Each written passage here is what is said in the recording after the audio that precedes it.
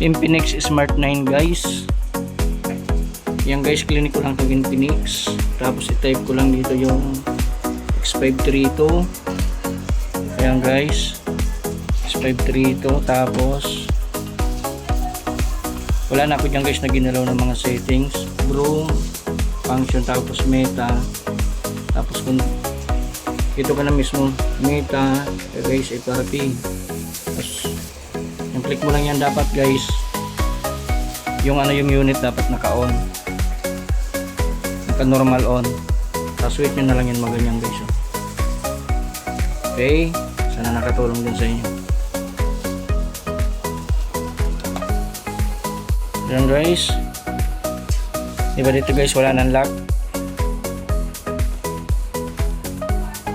Next na lang natin to guys, sana nakatulong din sa inyo. Next, Philippines.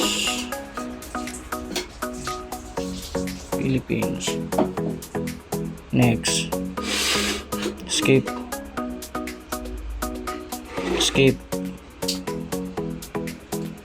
Okay, check natin yung column na to. Next,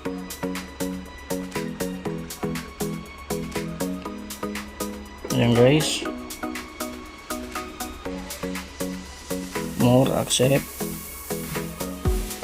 skip.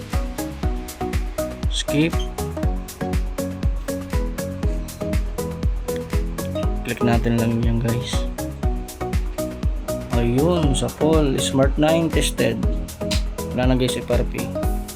Okay, ganun na lang guys yung technique. Dapat naka normal power on yung unit. Yun lang yung Infinix. Tapos X532 lang. Tapos wala na kayong gagalawin dyan guys na settings. Broom, function, meta. Yan, tapos pasok ka dyan guys sa meta, erase, FRP. Yan lang. Tapos kukonect nyo na yung unit. Wala ka guys na pipindutin kahit anong volume.